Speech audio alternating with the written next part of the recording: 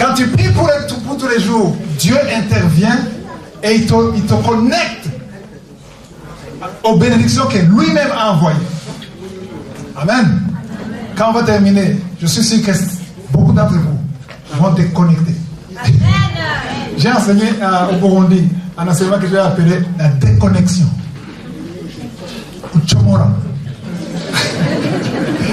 Tu es connecté à beaucoup de choses. Tu es connecté aux amis, vrais et faux amis. Il y a beaucoup de faux amis qui sont là pour te faire perdre du temps, pour te bloquer, pour t'empêcher d'entrer dans le plan de Dieu, alors qu'ils t'aiment. Ces gens t'aiment, comme Pierre aimait Jésus. Pierre a dit à Jésus, non, pas de question. Tu ne peux pas aller sur la croix, tu ne peux pas mourir. Il disait ça, il n'y avait pas d'hypocrisie. Il aimait Jésus. Il ne voulait pas le voir souffrir. Qu'est-ce que Jésus a dit? Arrête de moi, Pierre. Non? Arrête de moi qui? Waouh. Pourquoi? Parce que Jésus voyait avec des yeux spirituels. Pierre croyait aimer Jésus, mais Jésus savait que non. C'est pas de l'amour. Ça, c'est un plan satanique pour me bloquer. Alors, quand tu pries, alors là, je vous dis, il faut faire attention quand vous priez cette prière. Quand vous dites, Seigneur, je veux des amis qui viennent de toi. Déconnecte-moi des faux amis, des fausses relations. Fais attention, parce que si tu es sincère, Dieu va te déconnecter. Fais attention parce qu'il risque de déconnecter les gens que tu aimes beaucoup. Mais s'il te déconnecte, c'est pour ton bien. Alors, si un ancien ami t'a abandonné, t'a laissé tomber, il n'a rien contre toi. Il n'est pas contre toi. Il ne te déteste pas. Mais seulement parce qu'il n'est plus ordonné. Parce que Dieu a changé. La personne est occupée. Et quand tu la rencontres après une année, 2 ans, vous riez, vous êtes content, mais quelque chose s'est passé. Alors quand tu comprends ça, il n'y a pas moyen de te lamenter. Parce que si la personne part, bénis la personne, aime la personne, mais ne t'accroche pas. Ne t'accroche pas. Je vous dis que si vous priez cette prière, Dieu va choisir des amis pour vous. Parce qu'il va te donner des personnes qui vont te pousser dans le plan de Dieu. Il va te donner des personnes qui vont t'édifier. Des personnes que lui veut que tu sois avec. Parce que dans le là de Dieu, tu es avec les personnes que Dieu lui-même. C'est pour ça qu'il faut être dans le train, dans le bon train. Parce que si tu n'es pas dans le bon train maintenant, là tu rencontres les personnes qui ne sont pas dans le plan de Dieu. Alors là, c'est pour ça qu'il y a des fois où on lutte toute la vie. Entre-temps, il y aura un moment de 30 minutes pour les questions. Si vous avez des questions, vous pouvez écrire quelque part. On aura le temps juste pour quelques questions. Ça va? Voilà. Alors, on continue. Verset 8. Alors, la parole de l'Éternel fut adressée en ces mots. Lève-toi, va à Sarepta, qui appartient à Sidon, et demeure là. Vous ne me suivez pas? La parole qu'il avait dit d'aller devant le torrent de Kérit change maintenant. La parole dit va à Sarepta. En d'autres mots, l'adresse physique a changé. C'est pour ça qu'il faut être à l'écoute. C'est pour ça qu'il faut être sûr que vous êtes guidé par le Saint-Esprit. Parce que s'il y a la parole, s'il y a le temps de Dieu de changer, il faut changer. Alors là, ça c'est important parce que il y a des moments où j'ai passé, je vous dis la vérité, j'ai passé au moins 6 ans au mauvais endroit. Dieu m'a dit de partir, de changer de direction. Je dis non, je fais ça, je reste ici. Et je suis resté 6 ans là où il n'y a même pas de corbeau, dans la sécheresse. C'est là où tu deviens faible. Là, tu ne peux même pas résister aux attaques de l'ennemi parce que tu es au mauvais endroit. Parce que tu as raté la bénédiction de Dieu, tu as raté la force de Dieu, tu rates l'onction de Dieu. Alors, il faut être là où Dieu te veut. Maintenant, quand il faut changer, il faut changer. Alors, ceux qui écrivent des questions, beaucoup me demandent parfois, je vais essayer de répondre ça à l'avance. Beaucoup me demandent, mais toi, tu sais écouter la voix de Dieu. Mais moi, je ne sais pas.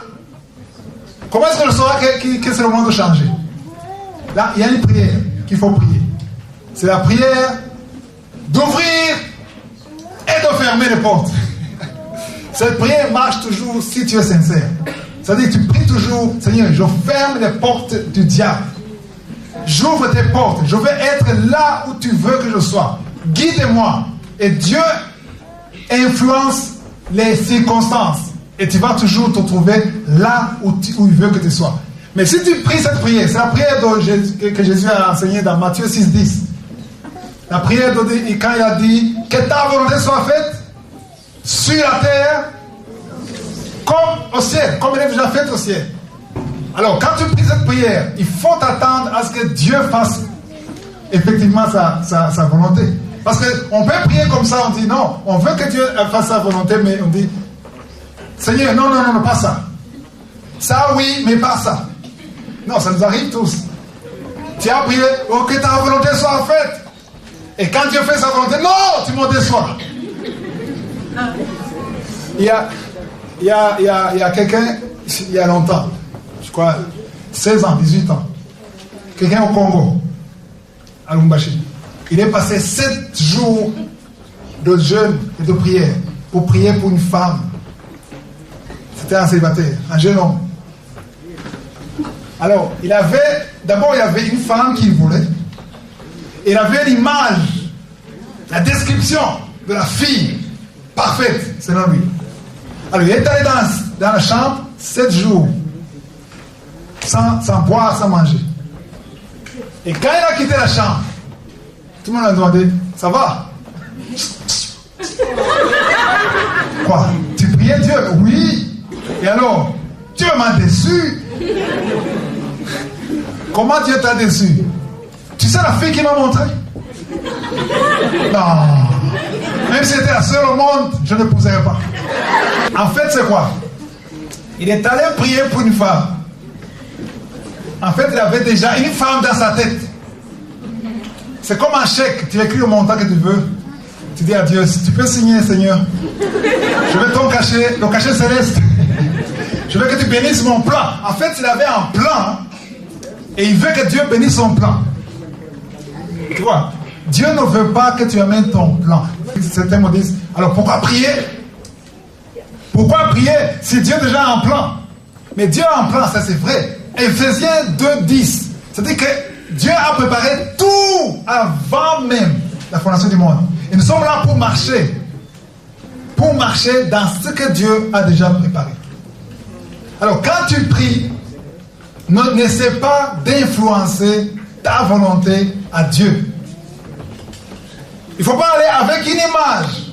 Non, moi je n'ai pas des hommes comme ça. Non, je veux lui, non, quand même lui. Lui, il est mignon. C'est pas ça. Quand tu vas devant Dieu, dis Seigneur, qu'est-ce que tu veux?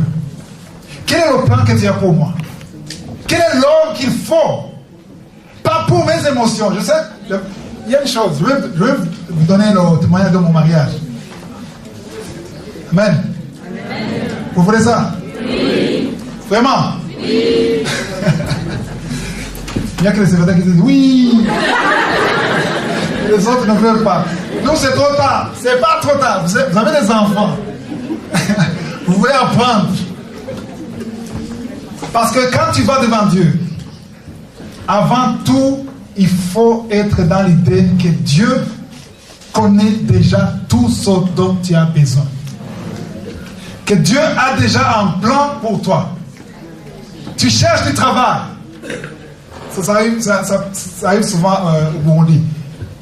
Tu vas poster pour avoir un bon boulot dans un ONG, UN, Nations Unies. Et tu veux ça. Seigneur, je veux ça. Et tu essaies de convaincre Dieu. Vous n'avez jamais essayé. Moi, j'ai essayé de raisonner Dieu. Lui dit, si tu me donnes ça, je ferai ça pour ta gloire. Tu vois, tu seras content. Et je serai content. Comme si Dieu était un bébé. Il faut le convaincre.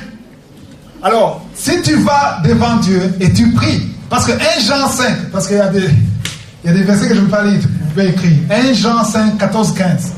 Tout ce que nous demanderons à Dieu, Amen.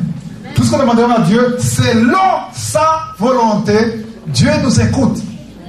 Et s'il nous écoute, verset 15, nous savons que nous possédons déjà la chose demandée. Alors, pendant longtemps, je ne voulais pas lire ce passage. Je voulais seulement lire Jean 14, 12, 13, qui dit, tout ce que vous demanderez à mon nom, je le ferai. Amen. Et j'essayais de créer une chose de bien montrer la gloire de Dieu. Seigneur, si j'ai ça, je ferai ça, je ferai ça, je ferai ça, et tu seras glorifié. Jusqu'à ce que je comprenne que Dieu n'a pas besoin de mes plans pour sa gloire. Dieu a déjà ses plans à travers moi pour sa gloire. En fait, Dieu a déjà tout écrit. Vous vous souvenez du livre de Dieu? Le livre de Dieu, tous les jours sont déjà écrits. Dieu sait ce qui est mieux pour toi. Dieu sait sa gloire. Dieu aime sa gloire plus que toi. Alors, ça va. Parfois, on dit, Seigneur, ça, il y a ta gloire. Et si Dieu ne fait pas ça, tu es fâché. Tu es frustré. Mais ne me dis pas que tu es frustré parce que Dieu n'est pas glorifié. Tu es frustré parce qu'il n'a pas fait ce que tu voulais. Alors, c'est pour ça qu'il faut maintenant changer la façon de prier. Il faut prier pour être totalement là où Dieu te veut.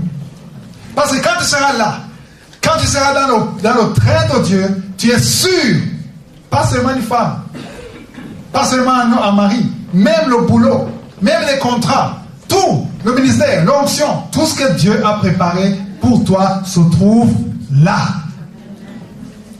Il y a des choses que tu peux même prier 40 jours, ça ne marchera jamais parce que tu n'es pas là.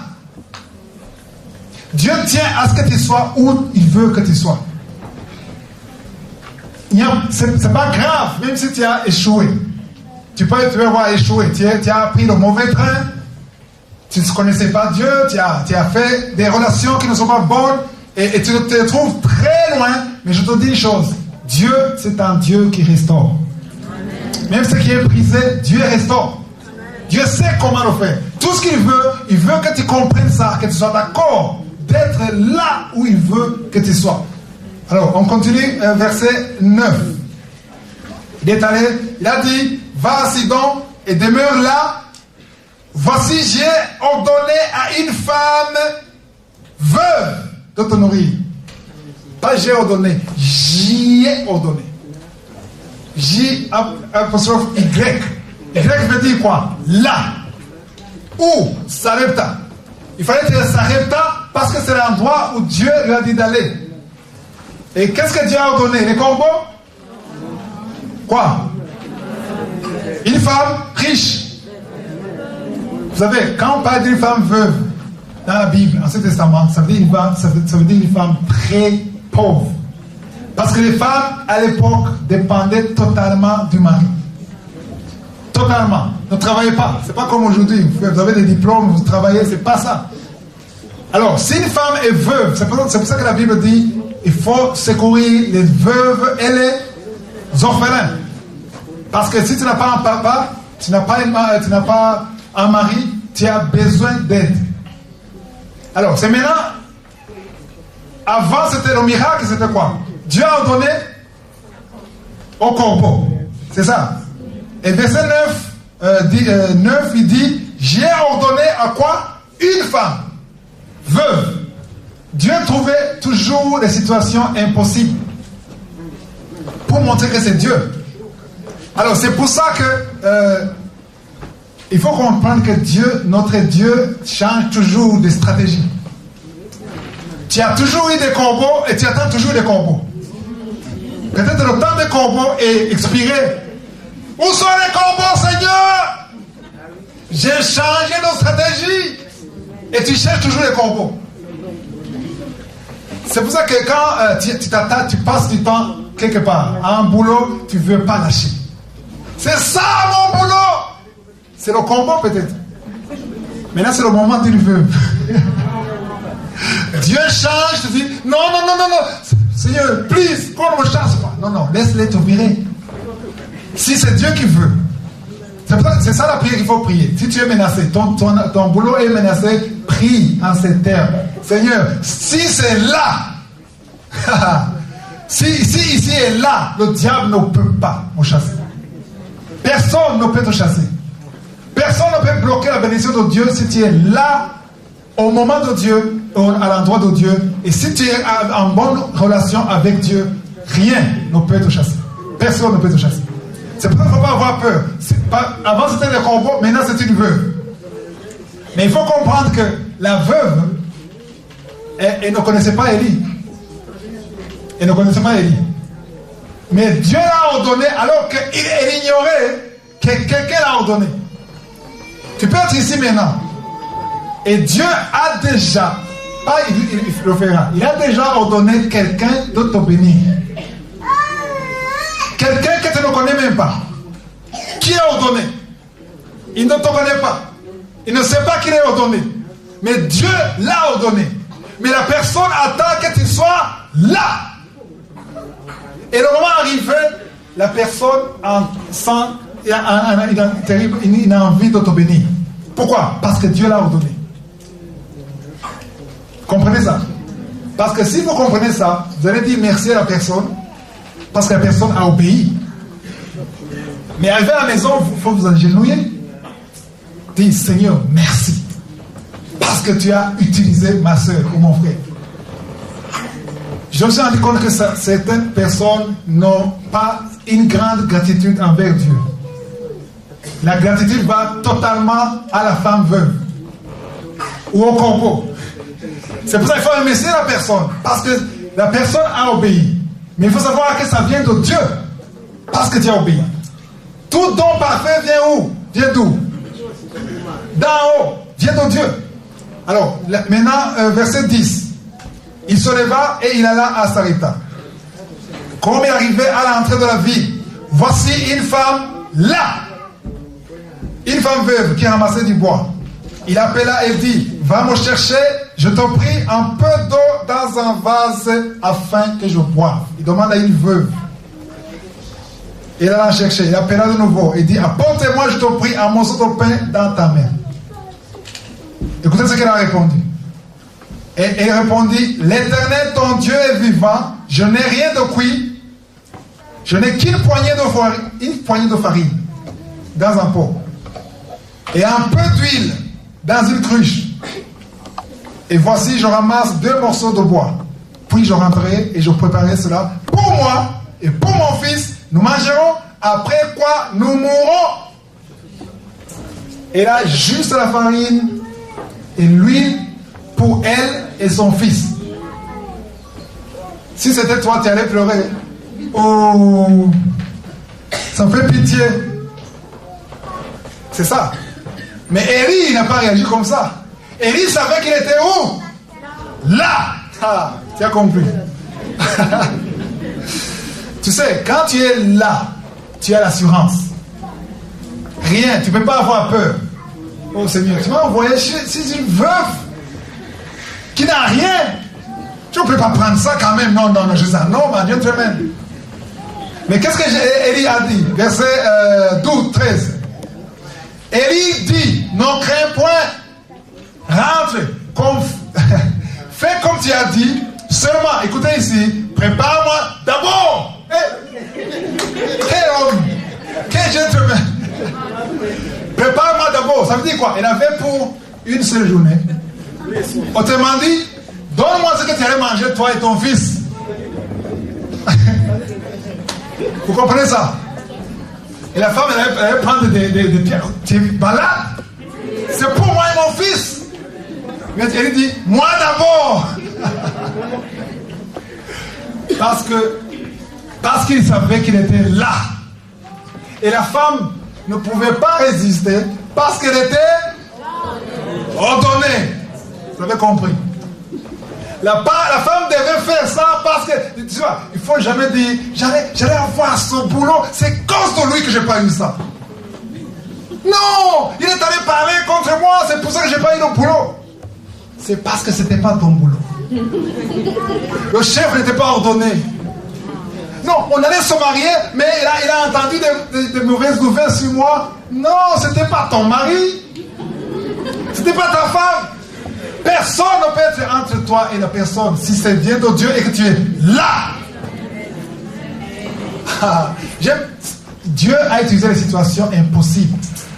Comment est-ce que tu peux oser dire à une veuve? Et tu as bien expliqué, non? Il a bien expliqué, c'est pour moi et mon fils pour un jour et puis nous mourrons. D'accord, fais ce que tu dis. Va préparer. Va préparer le Bougari. Et puis amène-moi d'abord. Et la femme n'a pas hésité. Parce qu'il y avait quoi? Il y avait un miracle. Il savait que quand tu es dans le là, il y a toujours des miracles. Amen. Quand tu es dans le là, ce qui est impossible devient possible.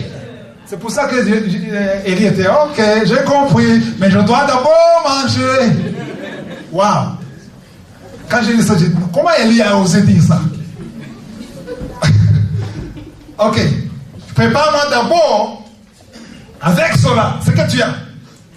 Un petit gâteau et tu me l'apportes.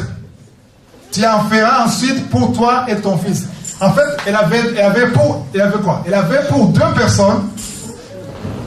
Elle a dit, moi d'abord et puis pour vous 2. C'était un mensonge.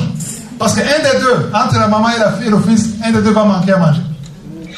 Mais Élie savait qu'il est dans le lieu de Dieu, il est là. Alors, si vous lisez, elle a là, et fit selon la parole d'Élie. Et pendant longtemps, elle eut de quoi manger. Waouh! Pas de pluie, toujours au désert. Mais pendant longtemps, elle a toujours eu à manger. Pourquoi? Parce que Élie a obéi pour être là. Ça c'est 1. 2. La femme veuve a obéi. Il y a des choses qui peuvent être bloquées parce que tu n'as pas obéi. Il faut prier pour avoir l'obéissance. Amen. Parce que quand tu obéis, tu dis Seigneur, je ne comprends pas. C'est fou, j'y vais parce que tu as dit. Et si c'est toi qui as dit, je sais que ça va aller. Alors, pendant longtemps, elle a eu de quoi manger. Elle et sa famille. Quelle famille? Son fils. Aussi bien qu'Élie, les 3 mangeaient. Là, verset 16. La farine qui était dans le pot. Écoutez, la farine qui était dans le pot ne manqua point. Et l'huile qui était dans la cruche ne diminua point. Selon la parole que l'Éternel avait prononcée par Élie. Waouh! Ça c'est important. Si on prie toujours pour être au lieu de Dieu, là où Dieu nous veut, on est sûr d'être accompagné par la grâce de Dieu, par la bénédiction de Dieu. Alors, je vous ai promis de parler de mon témoignage. Je vais terminer par mon témoignage. Alors, mon témoignage, c'est quand j'ai compris d'abord ça. Quand j'ai compris l'enseignement sur le là de Dieu, je dis Seigneur, c'est ça que j'ai dit. Je vous dis ce que j'ai dit. J'ai dit à Dieu, je regrette les années que j'ai perdues dans l'ignorance. J'ai dit, j'aurais aimé entendre cet enseignement quand j'avais 20 ans. Tu vois, c'est ce que j'ai dit à Dieu. Mais heureusement, j'étais célibataire. Je dis, alors, j'ai fait beaucoup de bêtises dans la vie. J'ai perdu beaucoup de choses. J'ai perdu beaucoup d'opportunités. Parce que j'étais dans les mauvais trains. J'étais dans les trains que je voulais. J'étais conduit par la chair, j'étais conduit par les émotions. Et je me suis dit, alors maintenant, concernant le mariage, je ne veux pas échouer.